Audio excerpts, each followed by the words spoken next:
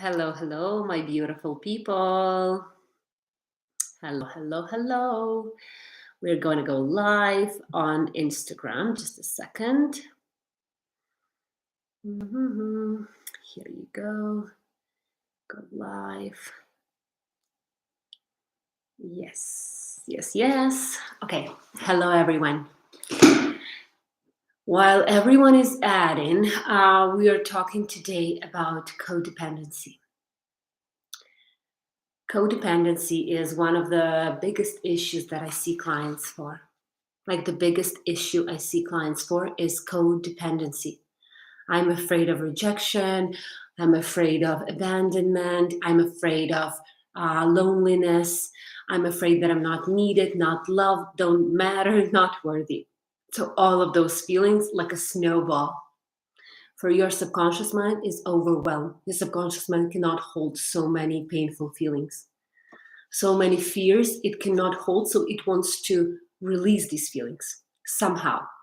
And if you learned that I'm going to be needy, clingy, satisfying someone else's needs, putting my needs aside, right? When I'm going to be like really, really connected to someone else's feelings and, being responsible for someone else's feelings, then we start to do what? We release a little bit of those fears when we see the confirmation that, yeah, you're loved, yeah, I still love you, I will never leave you, right? So when we hear these words, we release a little bit of those subconscious fears that I'm not needed, right? I'm not worthy. When clients come to me with codependency, they know it. They know they have it. If anyone, by the way, has codependency issues, someone has like a fear, please write down, please comment below, like whatever you are struggling with, or if you're still like having some behaviors or reactions or emotions regarding being codependent, please write down your questions. I will answer them, right? As I see them coming in. Mostly of the clients that come to see me for, I'm using like shaking the phone all the time. Okay, I'm not gonna. So when those clients come, the only question is why. Why I know that I should be confident. I know I should feel worthy, should believe in myself. Why I'm still in that? Why am I still in that mode? Like why I cannot overcome it, right? And I'm going to explain to you a couple of reasons why you are not still independent, or you're not still, because codependency, right, is dependency. You're dependent on someone, and the opposite of it is independent. So how come you're an adult, if you're over 18 or 21, right, you're supposed to be independent in terms of your feelings and emotions, right? You're not supposed to be dependent on anyone. And so why you're still dependent, why it still happens in your life. The first reason is loneliness. And you would say like, yeah, I'm afraid to be lonely. How do you feel by yourself? So your first question will be, how do you feel being by yourself? Are you feeling anxious being by yourself? Are you also wanting to fill in the void, fill in the space? How do you feel when you are alone by yourself? How do you feel?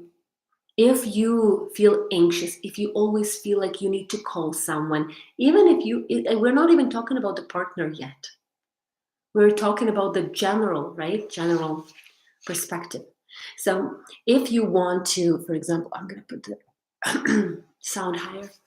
So answer yourself that question. How do you feel being by yourself? If you could say, oh, I love being by myself, right? I don't feel any discomfort. I don't feel any uncomfortable feeling. If that is the case, right, you're on the right path. You probably either don't have codependency problems, or you are already on that healing path, right? So let's see, loneliness, right? What is loneliness? Loneliness for a child. Loneliness for a child is death, is not surviving. So that if you have anxiety regarding codependency, like be sure that your mind connected loneliness to death. If I'm lonely, then I will not survive. And this is where the conflict comes from. Your logic realizes it's so silly. Your logic knows everything. Your logic knows that it's unreasonable. But then subconscious mind doesn't understand that. Subconscious mind is blind, it's lazy, it's insatiable, it's impatient. So it doesn't know all of those feelings, right? So it creates the anxiety. So if you have, for example, if someone didn't call you, or your partner is late, or they told you they will call you and they don't call you for a date, or the date was rescheduled, or for any reason you have these feelings around it, right? It's because your mind connected. That if I'm not with them, if I don't see the validation that I'm loved and I'm taken care of, then I won't survive. That's the end of me. That's if you have physical symptoms, by the way, of the codependency, right? We are not even talking right now about people pleasing, about neglecting your own needs. That's the strategy. We're only talking about the physical symptoms for now, right? And because if you ask, why am I still in this? I know it all. I know I have abandonment issue, attachment issues. Do you know what attachment issues are? Do you know what attachment issues are? If anyone knows, if you know, that probably you don't know.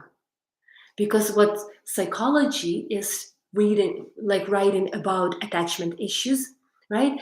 We are supposed to learn to detach ourselves, right?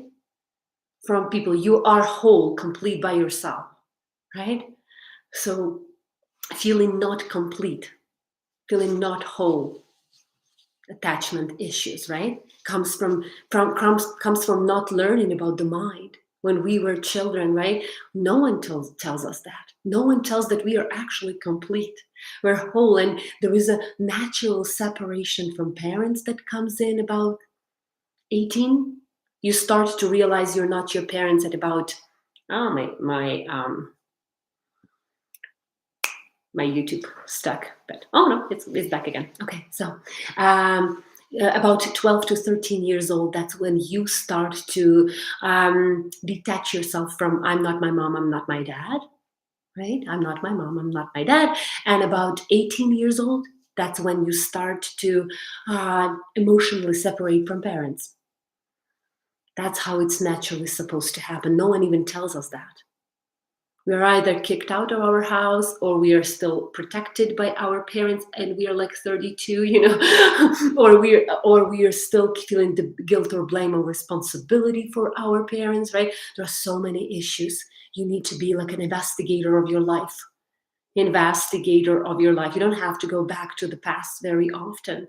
But if there is something that is bothering you, you need to rewrite, right? To rewatch the story, that movie about yourself, because you watched it once when you were like 12 or 7 or 15 or 21, and that was one perception. But now as you rewatch that movie when you're like 42 or 45 or 54 or 28, right? Your perspective is so much different. You understand so much more when you rewatch that movie, right? So loneliness, the first reason why we are still codependent is that our mind connects loneliness or not being validated and accepted by someone or loved by someone, appreciated by someone as the end of me. So if you're telling like that's the end, like what's the point? If I'm not with that person, that means no one will like me. No one will ever love me.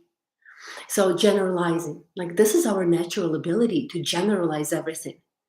Like if you used to tell yourself, oh, I'm always like that, or all people are like that, or all women are like that, all men or kids or children are like that, you are a generalizer, right? You generalize ideas.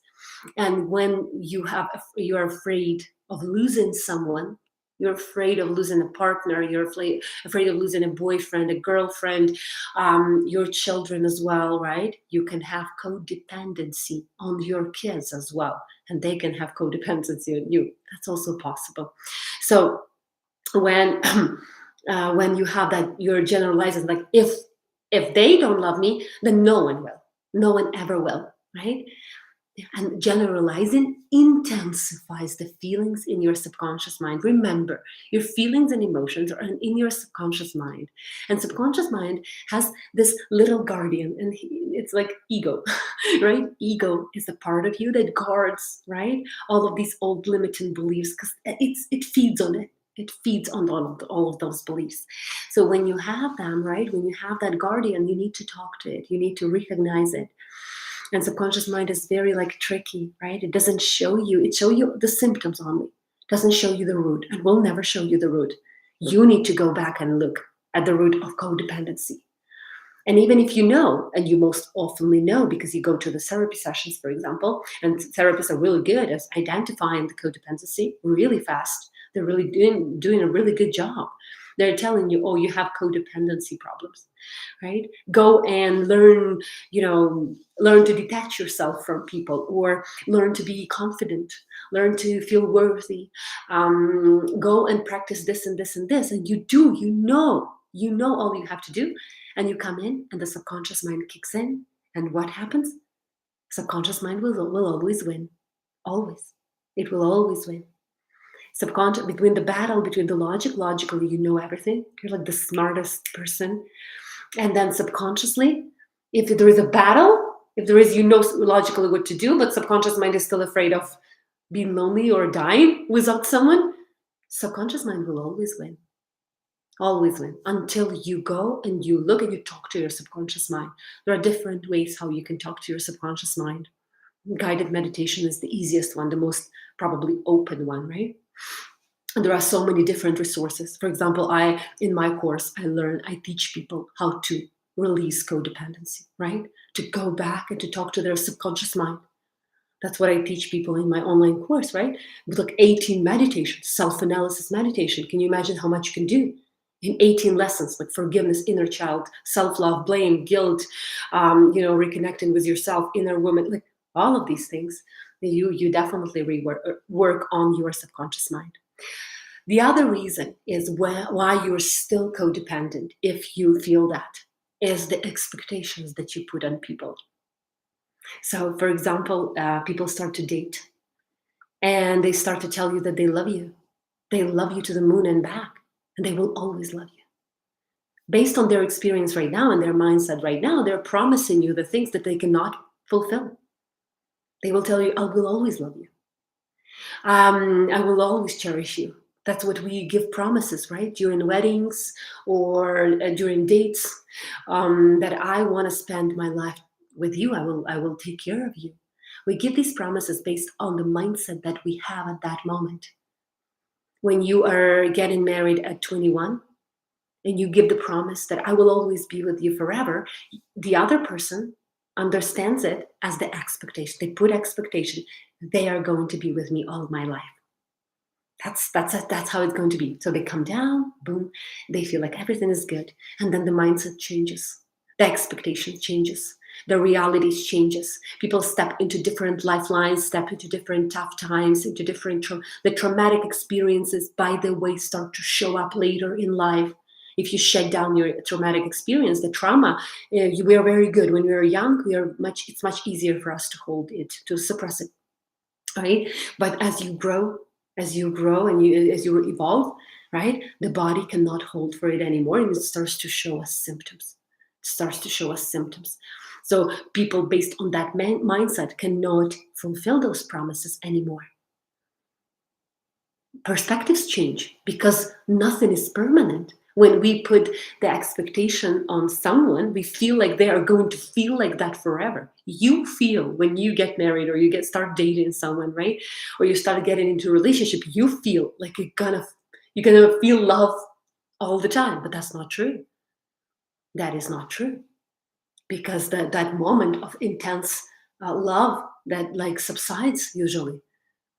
And then what happens? We start to see each other. We start to see each other for who we are. We start to strip the roles sometimes, or we cannot hold the roles, by the way.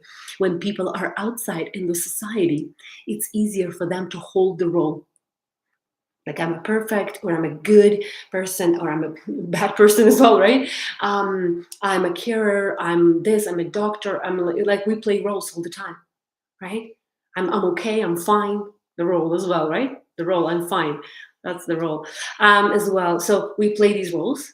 And when we come home, we put off guard a little bit because we're with the people we trust mostly, more, at least more than we trust other people outside of our home. So when the guard goes off, we start to show our real faces, right? The pain. We don't show our real faces. We show our ego, right? We show our ego. We show our anger, right? Frustration, resentment, right? Something that is not working for us. So if you have that, right? If you have that expectation, drop the expectation. This is your biggest advice. If you have an expectation on your partner that they promised you at some point back then that they're gonna love you, they're gonna love you forever. They promise you. I swear I'm gonna do that, right? Know that that's right at that moment and that everything changes. So when you have expectations, this is where anxiety comes in. Panic attacks usually when we are expecting, especially in the relationship, right? Panicky mode, like overwhelm, overthinking, ruminating, finding the excuses, finding the reasons. We are fortune tellers. We are becoming fortune tellers. We tell them what's going to happen. Of course, because they're going to leave me. Of course, they're going to, just like everyone else, because I'm not needed, or no one needs me, no one loves me, right? No one wants me. So all of these expectations, leave them. When people promise you something, enjoy it in the moment.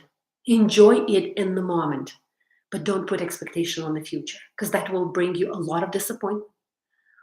Very often people promise you something that they cannot fulfill, and the best way how you can see that, how you can see how people are doing best based on their current experiences, is kids. They promise you the world. When they did something or made a mistake, they promise you, right? They promise you that they will never do that, but that's based on their experience right now, right? But then when they, like, 5 minutes later, they cannot fulfill that promise because their subconscious mind works right in the present, only in the present, right? Doesn't know time.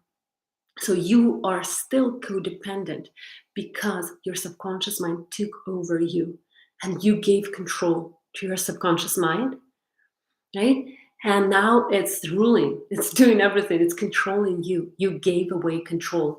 You don't know that you are not your mind, right? Codependent people who are codependent, people pleasers, scarers, avoidant people who empaths as well can be codependent, right? So all of these people, they are having this lack of knowledge about the mind and them, right? They don't know. They think like, that's me, that's how I am, that's going. So don't identify yourself with codependent tendency, right? Behavior. Don't identify. This is not you. This is the behavior that came to you. So what role codependency plays in your life? Two roles. Codependency plays the role of self-protection. You're protecting yourself from loneliness, rejection, right? By the way, abandonment, right, is the same fear of loneliness. Abandonment is the same fear of rejection. The abandonment is the same fear of not feeling worthy, right? So all of this is all like, it's all together. People can name it in different names, right? You put names, put labels, right? But in the core, right, you connect that if I'm alone, if I'm rejected, if they leave me, that's it. I'm not needed, I'm not important, I'm worthless. That's it, right? And worthiness, right? Worthiness is a skill. And you want, very often people put expectations that there is this magic wand that someone gonna, touch me and I'm going to be healed completely in one minute. No. Or we very often wait and anticipation. And then you have anticipation anxiety. That anxiety when we anticipate something. So when you have anticipation anxiety, right, that when you anticipate something, so don't do that. Leave the expectations. Self-protection. When we are children, we are ready for anything to survive. Anything, right? This is how victims of abuse, right? They shut down, they accept it right in the moment, right? Because they need to survive. This is their only way to survive. And that strategy we keep on and on and on, even into the adulthood.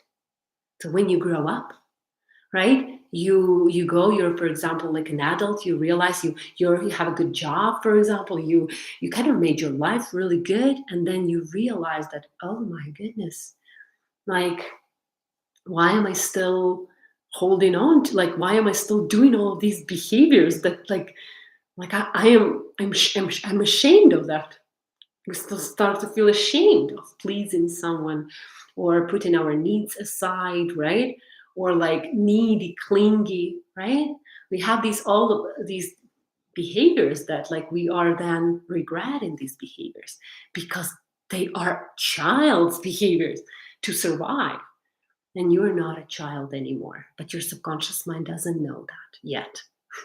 The subconscious mind doesn't know. You need to tell your mind that you are not a child anymore. Aside from self protection, the codependency plays another role.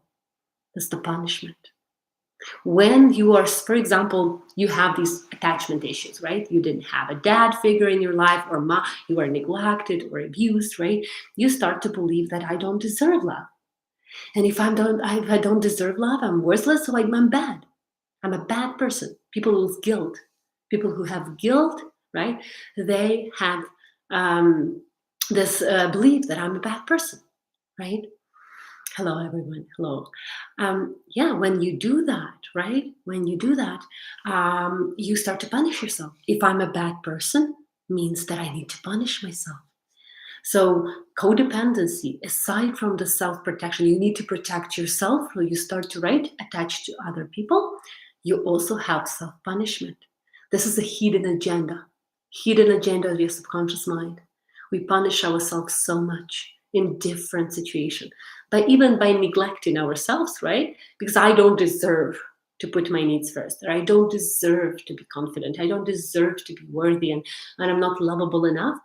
What do?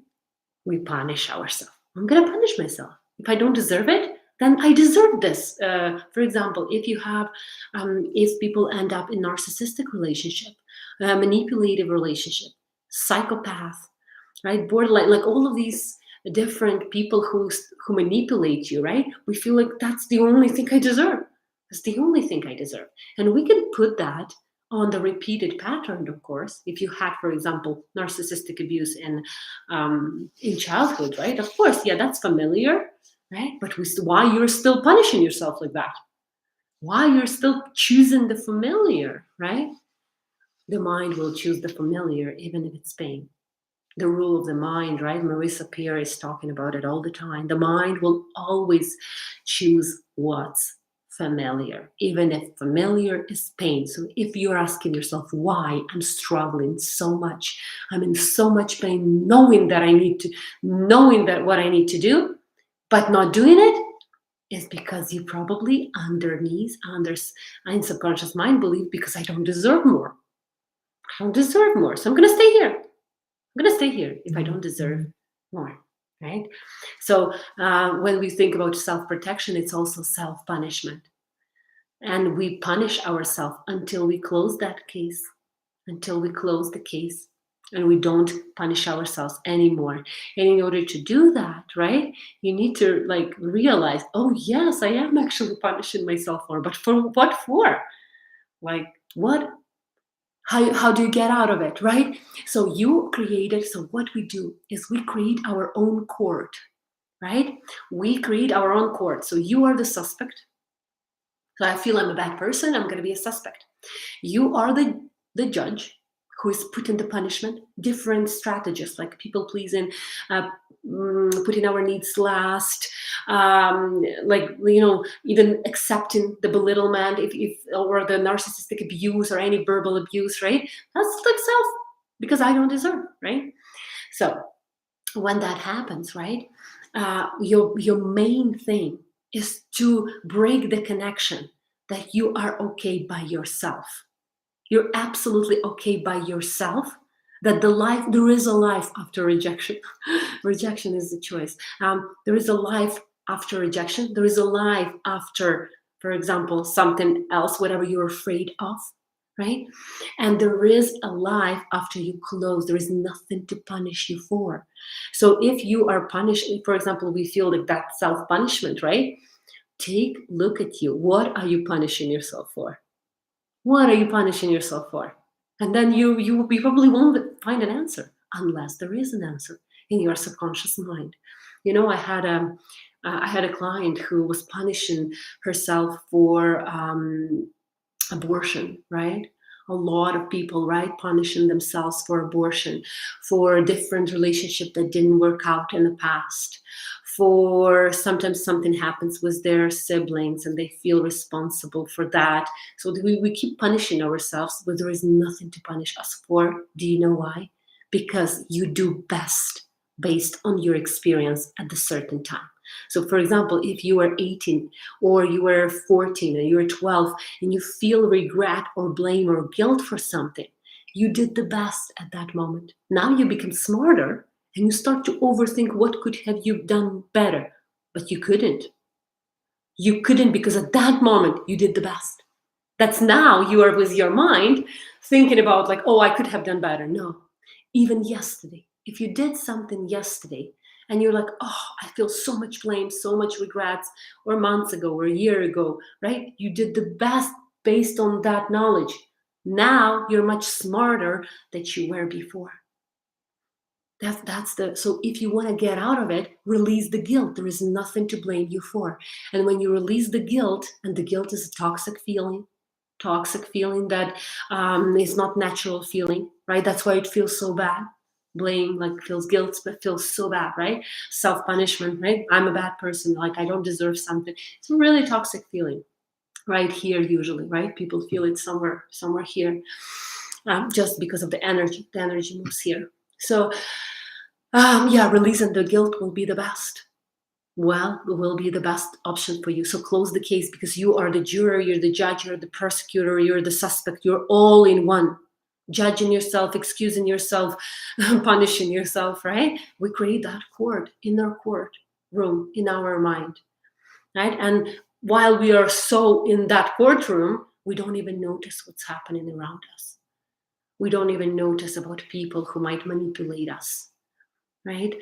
Another way to get out of the codependency, another way is to realize that you're holding on to something that is not yours. You're holding on to, even if it's as bad as cheating, sweetheart, even if it's as bad as cheating, right? There is nothing. We put bad or good. It's a society put bad or good, right? It's your decision at that time. You did best based on your decision to deal with pain. Or maybe you surrendered to your subconscious mind and to some, immediate passion, right? Like at that point, you did the best what you could. So now you're smarter and you're like, oh, I could have done better. No, you couldn't. And that's the big misperception. When someone blames us, when parents blame us, start to blame us, right? You could have done better. How could you? You could have thought about it, right? And we start to bring ourselves to the past all the time. We start to live in the past, blaming ourselves, thinking about what could have done better. Can you imagine how much thought and energy is created in your mind? Unnecessary energy, right? Because you're bringing yourself back all the time to that moment, to that action. Yes. So there is nothing. So good or bad is created by society. It's not a natural. It's not nature who created good or bad. Right or wrong, the same. It's a society, right? You do best based on that experience that you had at that time. That's it. And if you start to overthink the past, right, you are not in the present, which you're anxious or depressed. So that's how it is, right? Forgiving yourself, right? There is nothing. There is nothing to forgive you for. There is nothing. I'm not even telling you to practice self-forgiveness because there is nothing to blame you for in the first place, right? There is nothing to blame you for, so there is nothing to forgive you for. You don't have to forgive yourself because there is nothing to blame you for. So codependent people sometimes who feel codependent, right? And it might not be this case, but we might really feel like putting ourselves down so much, right? Because we hear the words. We're very suggestible. You know, some people who are codependent and say, I cannot be hypnotized. It's like you already believe in so many things. You already suggested yourself so many things that are not beneficial for you, right? You have so many limited beliefs. How do you think you're not suggestible, right? So when clients come to me and say, I cannot be hypnotized, right? I was like, sweetheart, you're already so suggestible. Or I'm telling that, right? Because that's true. So sometimes we're holding on to things that are not our things, which is like nothing is yours, by the way. Nothing. Nothing is yours. The only thing that is yours is your awareness. Your awareness. That's it. That's everything that is yours. So when you feel like I'm going to cling to something, to become needy, attach, and manipulate, very often, if we are codependent, we manipulate someone. Like, oh, you don't love me, or I'm so, like, we start to like victimize ourselves. It's a very, very, very natural behavior, right? Of people who want to feel loved, to validate that they are loved. Right? So if you want to, don't hold on the things that might not be yours, that might not be in your lifeline. For example, if you are living a life and you're clinging or needy of something, you're missing all the opportunities out there. You're missing all the opportunities out there. Yeah, hello, hello, hello. Detach yourself is the meditation. Detachment is always meditation. If you want to learn how to detach, learn about how we come into this world by ourselves, right? And detachment is detachment from ego. The only thing you can detach from is you detach from ego. If you detach from ego, you start to come back to yourself, and like nothing really starts to really bother you. You become very indifferent to triggers, right? It's a spiritual journey.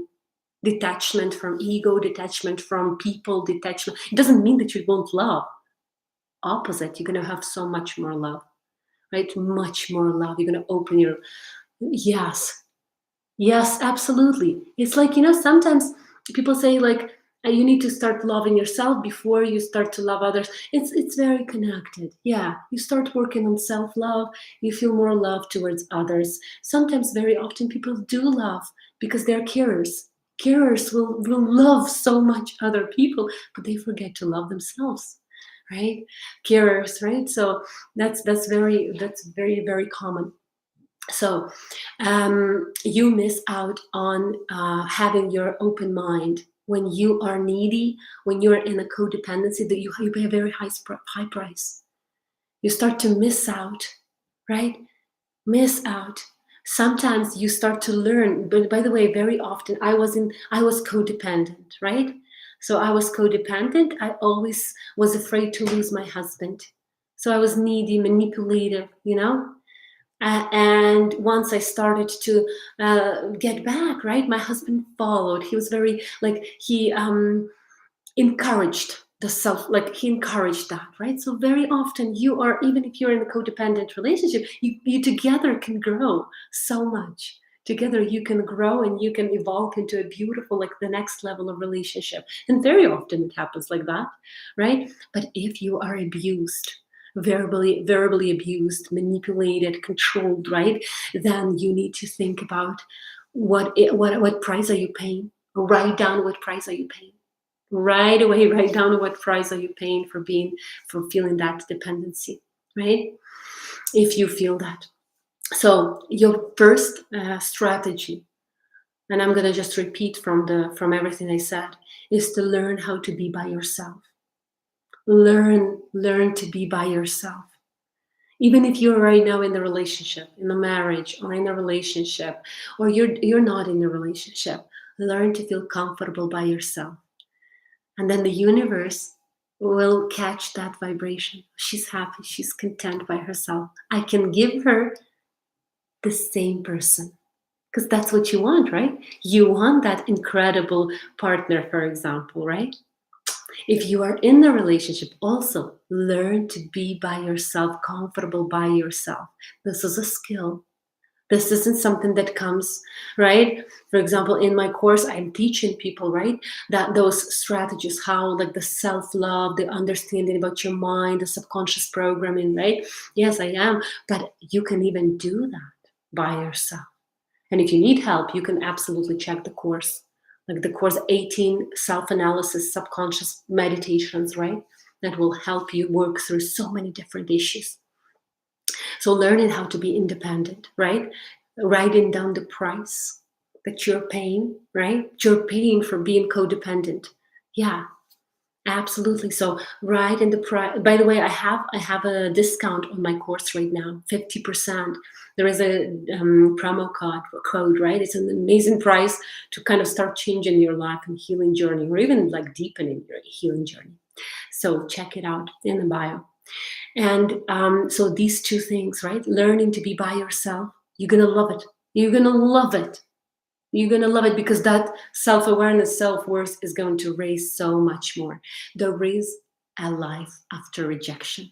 We're afraid of rejection, right? So there is a life after rejection, and that life is incredible. That life is incredible, by the way. We are so afraid that after rejection, I'm just going to confirm that I'm not loved, I'm not worthy. There is love, there is life after rejection, and it's beautiful. There is a miracle in the unknown, right? And once you realize that, you won't be afraid of any rejection, any like, this kind of overthinking, overwhelm, right? Open your mind, learn about your mind. Codependency is when we gave control to our subconscious mind. The subconscious mind rules us, controls us. But once you start to learn about your mind, right, you start to learn that, oh my goodness, I'm not my mind. I'm not. Like, I can control my thoughts. It's my tool. Like, once you start to realize that, right, this is where your healing comes in. Your self-worth, your self-love, your self-acceptance, your self-validation. So I hope this is valuable. Please write, comment if you still have questions. How to get out of guilt, how to get out of, like, I'm going to talk about guilt more, by the way. But if you have any questions regarding that, please let me know. Please let me know, and I will definitely make a live about it. I will post about it. I will make a post. I will like do reels about it. Like, please, like, watch, because I give so much. Like, everything I know, I give away on social media. I'm not holding back. How can we protect ourselves from losing control to people we are codependent to? How we protect ourselves? Okay, so the first thing how you can protect yourself is by bringing to the surface that I am codependent, right? Why am I staying still in this? Why am I still? How you are losing control? You're giving away control, right? When you are giving away control, don't give away control. Like this is, don't give away control to someone, right? So tell yourself, even, I'm holding myself in, I'm holding myself in. Don't give away control, right? Protecting yourself, depending how you want to protect yourself, right? Learn about spiritual journey. Like, your healing journey is going to be your protection. Don't expect it to come from somewhere. By the way, right? The big problem is that we wait that something will fall on us. Like, this is something will come somewhere. No, it's coming from within, right? Don't wait for someone or for someone to save us. It's like it's a childhood belief. Someone will come and save me, right? And then we start to feel very anxious because no one comes, or we attach to someone who came to save us, right?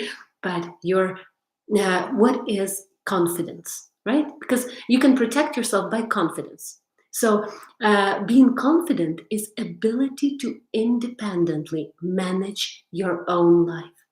Independently manage your own life. I'm not talking about financial situation. I'm talking about the mind. Right? You independently manage your own lives. Manage is that you actually choose what to do independently, which means you're not dependent, right? And your own life is because it's your own life. Do you have any strategies in panic attacks or anxious situations, right? Panic attacks is your ears. Like, do your ears. Like, if you're like right now in the panic attack, this is where the where the vagus nerve is very close. You can calm you down. Right here is the vagus nerve. It comes close to your to the skin, so you can massage it. So vagus nerve, right? Massage of the vagus nerve, right? Panic attack, don't trust your mind. So that's my mind, that's not me, that's my mind. My mind is temporary, right? You're stepping, panic attack is when you step into your thought and start to live that experience, right? Learning about the best book that I've read is Eckhart Tolle, like New Earth. This is one of the best books that I've read about how to detach yourself from your thoughts, right? You learn that your thoughts are not you. So you're looking at them and you're like, wow, I can have the most horrible thoughts, but maintain the stress level of zero. Like learning that your mind is not you and learning to detach. Eckhart Tolle is the best. Being Human, Amy Johnson, I'm reading right now, beautiful book. Being Human, she's naming thoughts as thought mares. Like it's beautiful, right? So true. Learning that your mind, your thoughts are not you and they cannot affect you because you forget. Anxiety is when you forget your thinking. You forgot your thinking. You stepped into the thought and identified yourself with the anxiety and started to live that thought. So, yeah. So, but I probably will make panic attacks. I haven't done the live on panic attacks for so long. I will do that. There are so many different strategies, in panic attack, right? That you can calm your system down. Your first job is to calm your system down very fast, right? And you need to kind of like have that in on hand all the time, because in panic attack your logic goes away. It's like runs away, like out, right? So yeah. And why I'll talk about more about the panic attacks. So love you all, really love you all.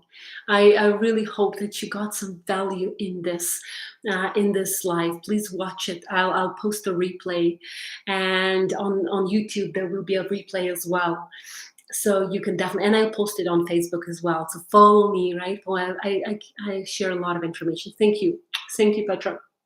Thank you. I hope you're doing great. I saw your beautiful little babies and they're amazing. So love you. Bye.